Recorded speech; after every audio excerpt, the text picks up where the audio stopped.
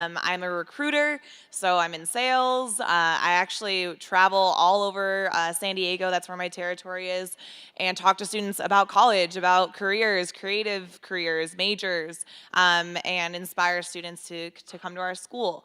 I am actually not from California. I am from Michigan. Have any of you ever been there? Ever heard of it? It's the one with the lakes.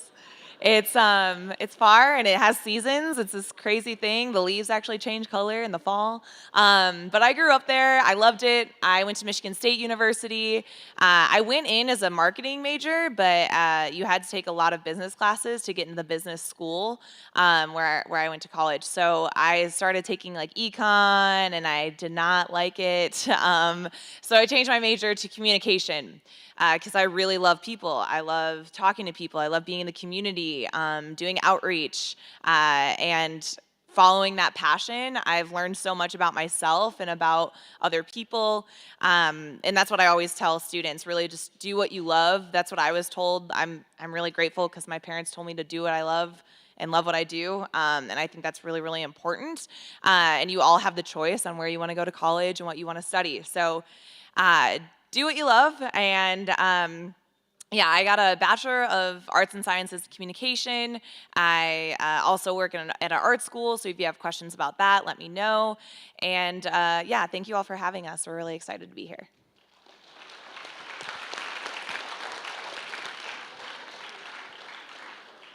Good morning, Broncos. My name is Darren Daniel. I'm Assistant Superintendent of Human Resources for our school district.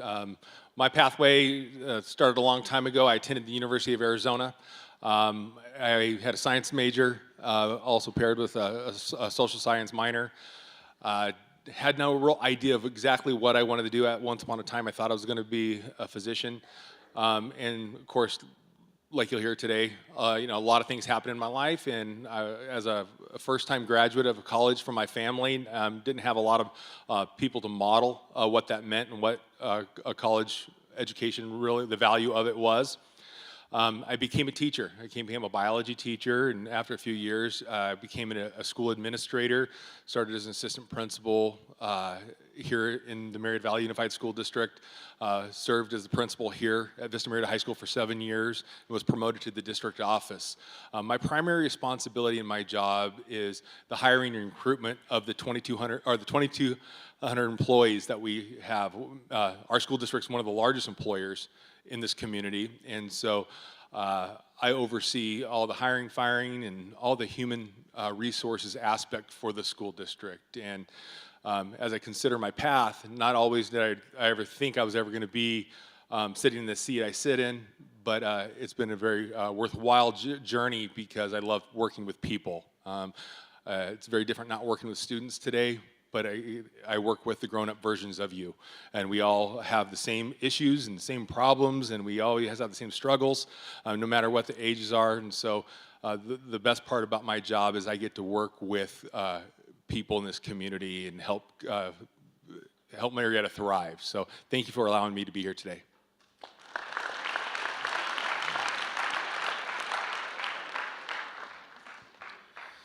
Hello, everyone.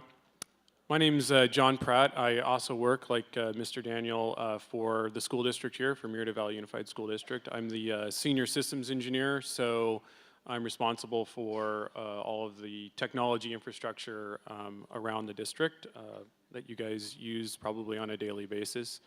I'm a local guy, grew up in the area, went to, during the course of my college career, many different community colleges that are in the area, San Jacinto, Palomar, RCC, Mesa, quite a few different ones, then ultimately wound up at another local university, Cal State San Marcos, where I majored in computer science and minored in physics.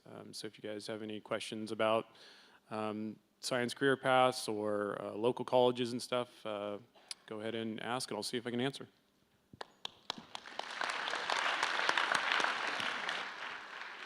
Good morning.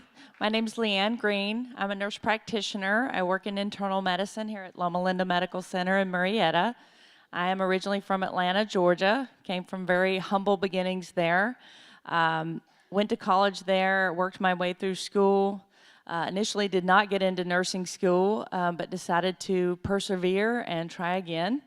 I graduated from Georgia State University and became a traveling nurse, and that's how I ended up in California. A couple years later, decided I wanted to go to graduate school. I got into UCLA, and I've been practicing for 13 years now. So if you have any questions about nursing or medical career paths, please let me know. Thank you. Good morning. My name is Tara Torres, and I'm a student at Cal State San Marcos. I'm doing their bachelor's program in speech language pathology, moving on to the master's program here pretty soon there to eventually work, hopefully on a school campus, as a speech language pathologist. A speech path, actually, they can work in many different fields. We can work in a skilled nursing facility, working with people with TBI or strokes that affects your language, or working with kids who need support with their speech or pragmatics, like the social interactions. So there's a lot of movement. How I got to this was I was volunteering in education and started going into the speech room with some kids. And I was like, this is fascinating. It's amazing. Like, you're supporting people with their communication, which I loved. I had my own business, but was volunteering because my son was in school. So from there, what I realized was this lady that was working was no different than I. The only difference she had was in education. So right after high school, I did go to MSJC, but I didn't continue on. So as an older adult, I went back and I'm finishing my bachelor's and moving into the master's program there. Oh, what I was going to say is when I was volunteering with that speech path, I started asking her questions like, do you like what you do? What are the perks? And she was like, yeah, I get summers off. And I came out of college, people were calling me off the hook. We're getting calls, I don't even have my bachelor's done, and people are calling saying, hey, do you want to come work with me? So there's jobs right there, and you start pretty much at $80,000 if you're working in a school district, and that could even change if you are working in nursing or private practice. So if you guys have questions about a really great field to go into that has great opportunity, let me know.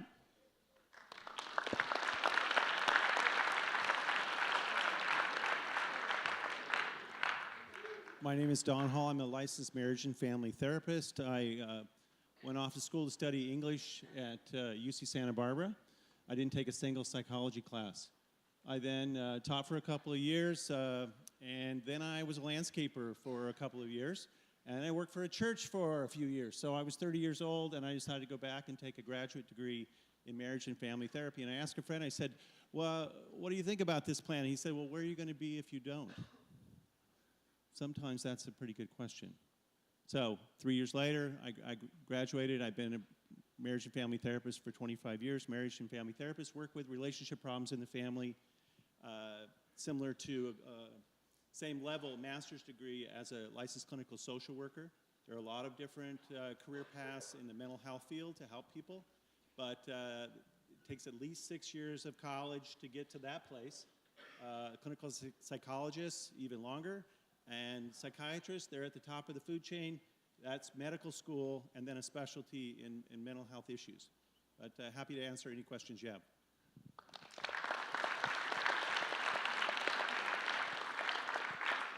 Good morning, everybody. My name is Brad Coonrad. I grew up in Marietta, moved here in 1990 with my family. There's about 2 stoplights here, I think, from here to Temecula. You guys are all too young to know that. After high school, kind of tell you about my path to get to where I am today. I enrolled at a junior college down in San Diego. I played basketball for a couple of years and got a part-time job. So throughout my college career, I was playing a sport, going to school full-time, and working. And I'm sure that's pretty consistent with across the board here on the panel that we were doing things outside of school. I was fortunate enough to transfer to Long Beach State, where I got my undergrad and my master's degree. I got my master's degree in sport management. The company that I started with was Chick Sporting Goods that eventually became Dick's Sporting Goods. And after getting my degree, a opportunity in the marketing department opened up. And because I had a tenure there and had been working my way through college and kind of establishing myself, I got an interview and sure enough was able to land that position and have been able to work my way up through the marketing department into where I'm at today. So like I said, my path is kind of working within the company while going to school, and an opportunity arose, and it's something I'm passionate about in sports, and I knew that's what I wanted to do, and was fortunate enough to land with a great company and a great position basically right out of college. So any questions you have in the sporting goods world, let us know. A couple of my other colleagues are here as well. Thank you.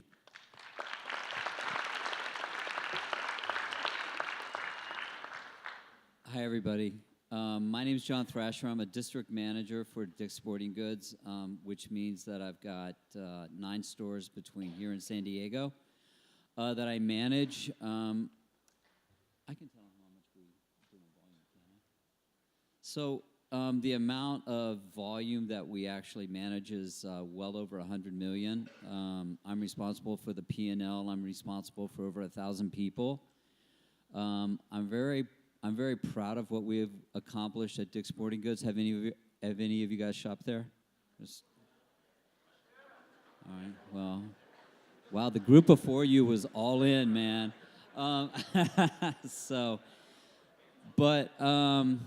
You know what I can tell you about my background is I came from a military family and I moved around a lot. Went to multiple high schools because my father was. We were transferred as a family. We did a couple, tours in Europe, Germany specifically. When it all shook out, when I finally got my degree, I had no idea what I really wanted to do, zero, because, you live the life of someone who's very nomadic. You're always being exposed to new things, which is exciting. But trying to figure out what you actually want to do with your life is a completely different matter, and what you want to study in school is a very, I think, scary endeavor for some of us. At least it was for me. What I've learned, now that I'm much older, what I've learned is that, I was just happy that I went to school. The way how things actually turned out for me, what my degree was actually in, what my major actually was not as important as some of the other things that I learned while I was in school. It was rigorous. You had to stay focused. You had to work diligently.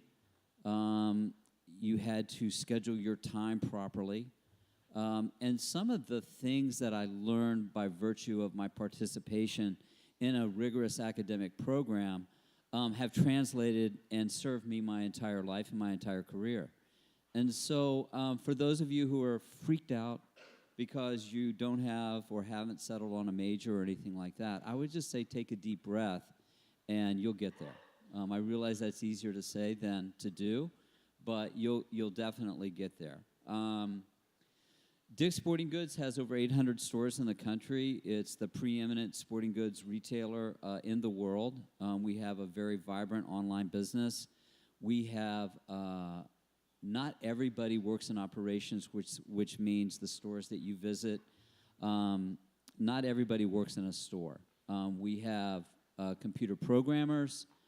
We have buyers, people who actually go to the Orient, source goods, and help decide what the color palette for fall and spring is going to be for the women's spring line. If you can imagine it, we probably have a position for it. The corporate office for Dick's Sporting Goods is in Pittsburgh, but there are a multitude of positions, accounting positions, just finance positions. It's amazing. I think there are 2,800 people working at the corporate office right now. And then the field, there are 1,000 people that report, with me, to me. And then the field is comprised of, I think, almost 30,000 people now. What do I like about my job? I really like working with people. It's become almost kind of the purpose of my job is to watch people come into the organization as a part-timer, maybe recently graduated from college, perhaps not. And along the way, they get hooked on retail. They get hooked on the sport. They love handling the merchandise. They love seeing the latest stuff that comes in. And along the way, a little bit further down the road, they have the opportunity to become a department supervisor, a sales manager, a store manager, and beyond. And watching people come into our organization and grow with the organization and earn a very competitive salary is really what it's really what is exciting to me at this juncture in my career. So I hope that was helpful to you.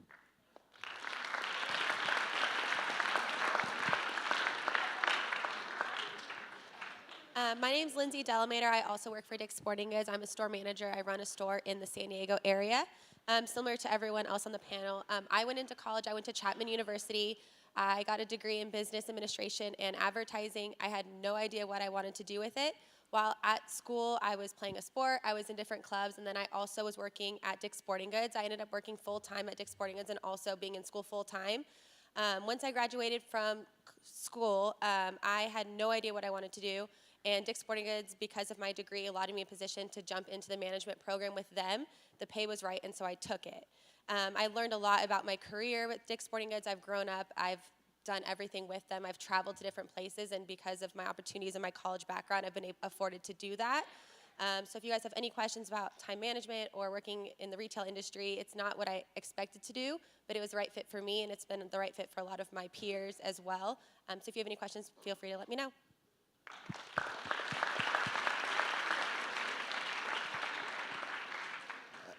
Hello, my name is Bryant Alvarado. I'm an engineer. Specifically, my discipline is I'm an environmental engineer. But as most of you probably know, there's many different disciplines. So I will do my best to answer any questions that you might have.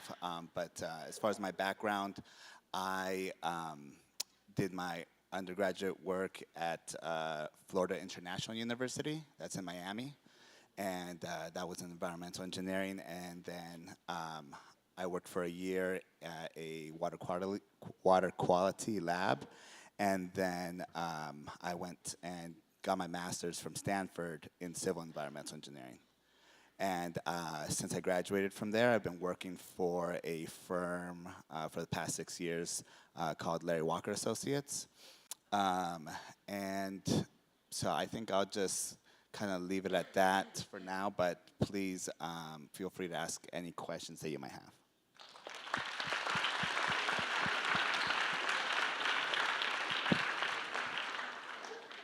As you guys heard, it's great watching your faces as each group. You could tell who's interested to what. I watched Abby Murray as soon as she heard environmental engineer. She's like perked up, starts staring, because I know that that's what she's interested in. The interesting thing that I hear when I hear all of them speak is that there's a lot of different ways to get to the end goal. If you listen, there's a couple of their career fields actually matched what they did in college. Okay, there was a direct link. But a lot of them figured out a way to get a career that followed what they're passionate about. And they, as a senior, you guys are filling out those college applications. I really want to reiterate what they said. The stress is not, what am I going to major if I don't pick it right today? My life is over.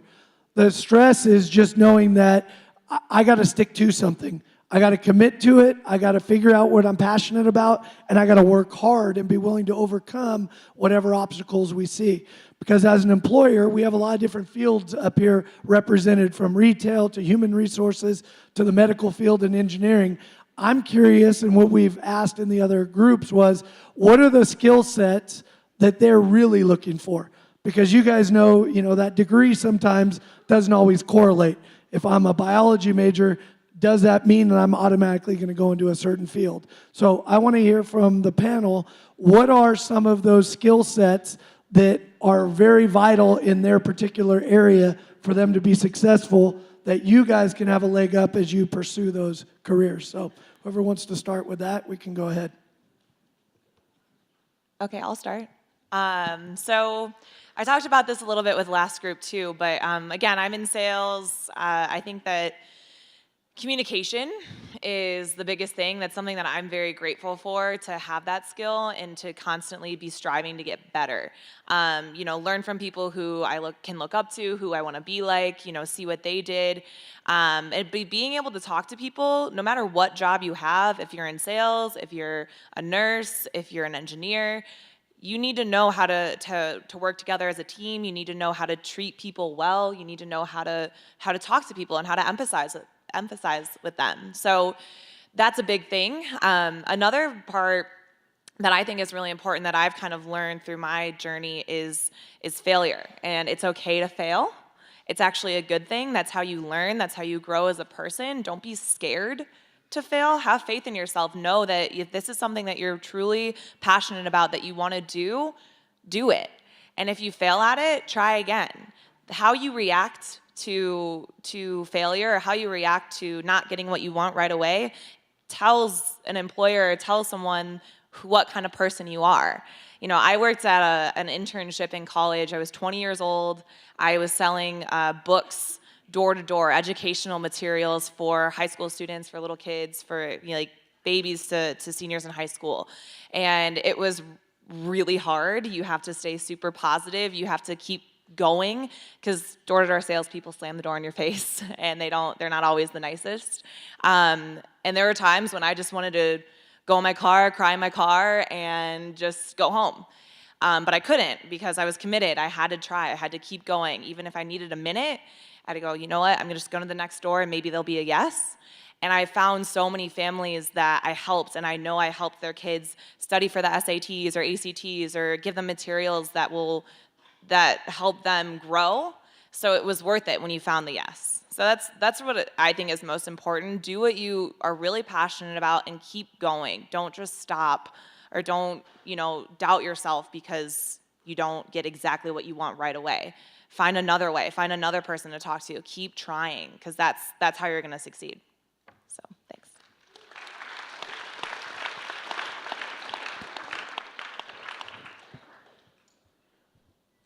I think one of the biggest skills that I have found and I see in people around me is having integrity. And that is doing the right thing even if you're not going to be held accountable. Your professors and your boss is going to appreciate you speaking up and saying when you feel like you're wrong or you don't know something. That shows that you can interact with other people and ask for help. That conversation can lead on and on to other opportunities. But if you get into a situation and you get scared and your initial reaction is to worm your way out of it or lie or find another way, that leads you down a path that you're going to keep having to spin those stories. Having integrity and making the choices when you're up against, and I think that kind of curtails off what she was saying was, you're not always in control of what is happening, but you always have control of how you decide to react. And if I can give you just to have integrity, go out there and admit when you're wrong, admit when you need help, and then support other people around you. Another skill that I would say that keeps you successful is believing in yourself. I think I was in my way a lot with that. I always thought people who went to college, I am the first person. Who's going to be the first person in their family to go to college? Okay, that's a big step. You guys don't have anyone to follow. Use your college and career center here. You guys have amazing resources. This high school is impressive. Okay, you guys have a ton of resources, and utilize those because the path to college is open to everybody right now. So believe in yourself. When I got out into the work field, I thought everybody was so much smarter because they had these degrees. Well, no, they just went through the work and did it. So if you want to go to college, then do it. Don't let anyone hold you back. Thank you.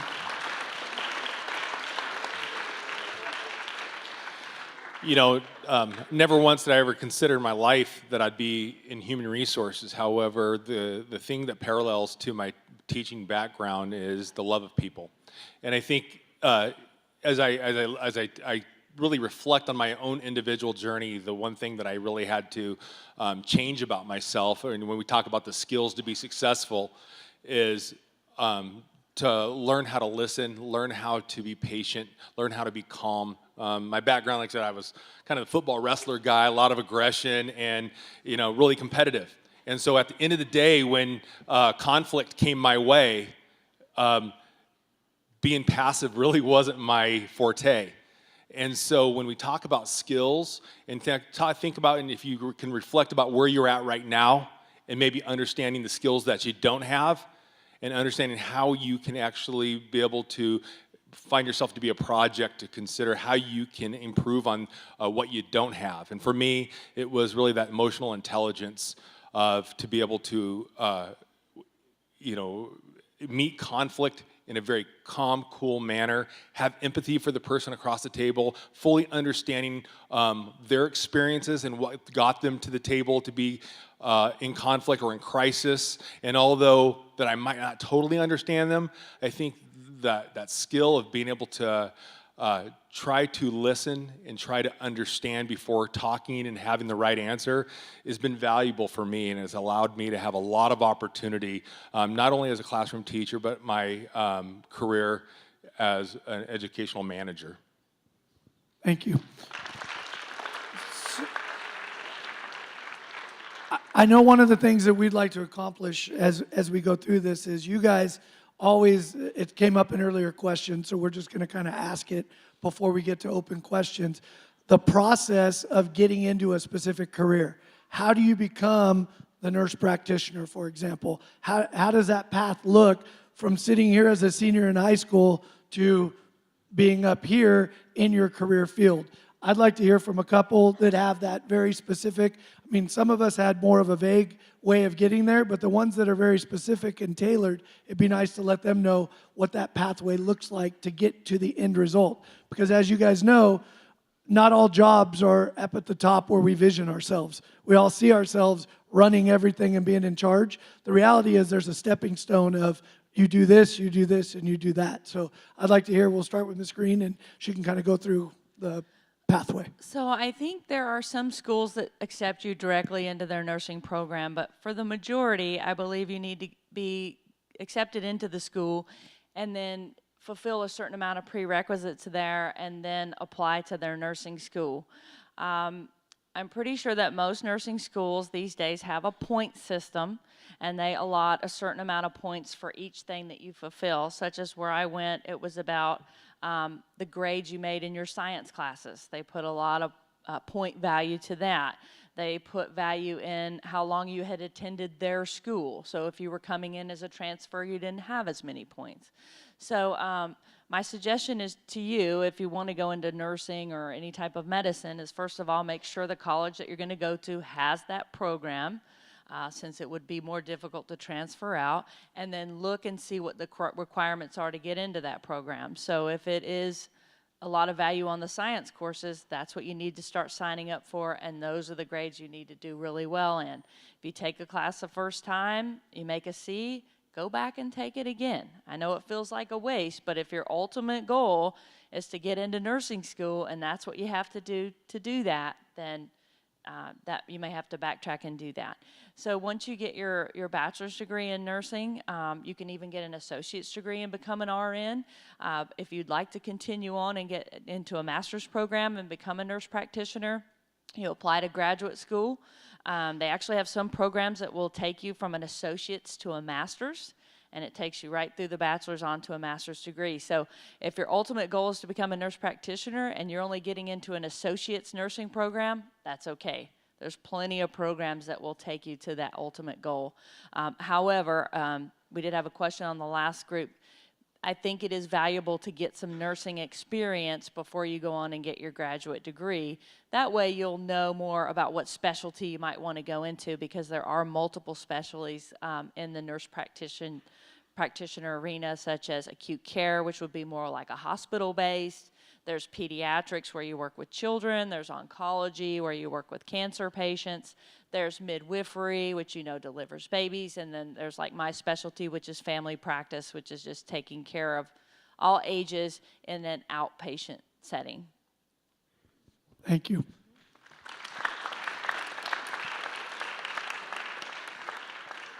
In the mental health field, if you want to be a licensed therapist, it's 4 years generally with an undergraduate degree in psychology. But if you stop there, it's not very marketable. If you're going to plan on it, you got to go past that to get a master's degree. Then in my field, you've got 2 years of accumulating, at least 2 years, of 3,000 clinical hours before you can sit for tests. You have to pass 2 different tests before you can get a license. That's basically the same for a social worker. At a higher level, it means more like 8 years would be a clinical psychologist, and then if you want to go to med school and specialize in mental health disorders, that would be a psychiatry degree. That's at least 10, even 12 years if you want to be a psychiatrist. So it's a long path. Thank you. Jonathan, are you going to? So as you'd probably guess, computer science, or science and engineering in general, and Brian can talk about the engineering side of this, it's going to be a heavy math and science course. For computer science, when I graduated, I think it was something like 80 or 90% of all CS graduates don't go past the undergrad. So that is something attractive about it. If you don't like school, you pretty much can stop at a 4-year degree in computer science. Many people do. The hard part and the downside is by the time you hit your major classes, it's typically about an 80% fail rate in any class that you're in. So they're pretty rigorous courses, difficult. That was uplifting. Everyone's all, ah. It's computer science, rewarding. people. Doesn't it sound? Just by title, it's tough. We have a few minutes left. I'd like to allow you guys to answer or ask the panel any questions so you can address that. Questions? Raise your hand and I can bring you the mic. We'll start over here.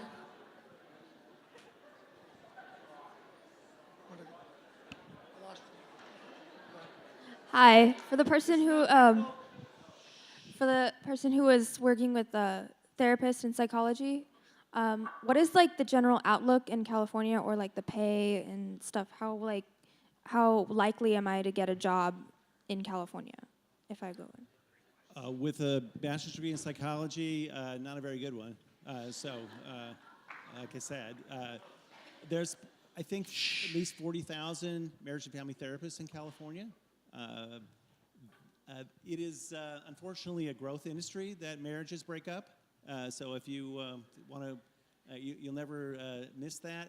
Many therapists get a job in a clinic. They can work for the county. I'm a private practice therapist. That's kind of a standalone job where you're basically a business person as well as a therapist. Everybody tries to make it. Many people can do a full-time job. A lot of people take it as a part-time job, or they take it as a second job later in their career. Being a 24-year-old therapist doesn't have a lot of credibility to a lot of people. You don't have any life experience to be able to help people. So it's a job that sometimes you can get into later. If you raised your kids or got to a certain point, then you can enter the field and stay later. So it does have that kind of flexibility. The job outlook, I'd say, is fair. It depends. You're going to be capped in terms of how much money you can make because the insurance industry. But also there's specialties where you could be a life coach, or you could be a child custody evaluator, things like that, where you could make a good career with a specialty. So I would say it's worth looking into.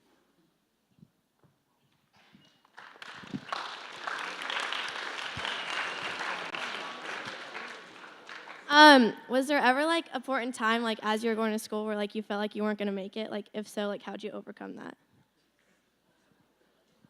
I imagine all of you could take on that. At least one of you pick, if you have a story of when you felt like you didn't know if you could get through. All of you, I see your faces. So somebody?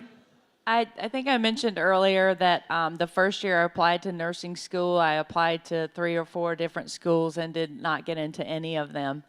I had already completed all the prerequisites and was kind of at a place like, now what do I do? Do I change my major? Do I keep going? What should I do? And I thought, you know what, this is what I really want to do. And if I need to go back and retake a course so I can make a better grade and get more points and get in next year, then I'm going to do that. So I did pursue that next year, and then got into all the programs after that. So you just keep your head up, know that failure is a part of success. And so you just have to keep going. And I think one of the biggest predictors of success is just perseverance and your commitment to what you want to do.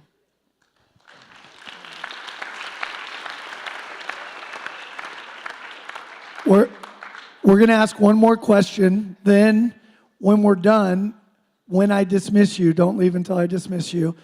The panel will be available if you have a quick question for them. They don't have time to talk for 20 minutes because you guys got to go off back to your other activity. But if you have a quick question, they'll all be available to talk to you then. But don't leave until I dismiss you. One more question. Hi, I have a question for the environmental engineer. What does your job entail, and do you have any other career ideas for anyone interested in going into your field? Yes, that's a good question. I mean, what I'd say, I mean, I can definitely specifically answer your question about environmental engineering afterwards if you have a minute, but just in environment or in engineering in general, one of the most, I guess, or I guess maybe the best piece of advice that I can give to you is to reach out to people who are already in that field. So if you're interested in electrical engineering, mechanical, computer, whatever it is, I know when I mean, I didn't start until I was in college reaching out to people, and I really wish that I would have started in high school. And anytime that I reached out to someone, I can't think of a single time where they turned me down, like they didn't have at least 15 minutes, half an hour to talk through their experience, what they like about what they're doing, what they don't like about that. So so I would really, really encourage that, and especially because with engineering, it's a heavy course load, and in my experience, like personally, I mean, I went from civil engineering to environmental engineering, which was the same department, like super close, and my freshman year I took 2 classes that I didn't end up needing. So just because engineering is such a heavy course load, and it's really hard to finish in 4 years if that's what you're trying to do, I would really recommend doing your best to figure out what type of engineering discipline you're really interested in, so you can kind of start there and hopefully not end up too far off that path by the time you graduate.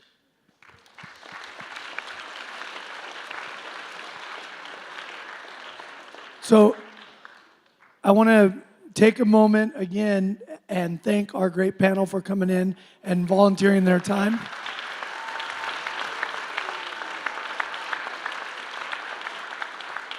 Hopefully, as students, you found some value in the advice that they gave you, because I think, are we listening? I think the moral of the story is there's a lot of different ways to get where you want to go, but they mentioned some key factors.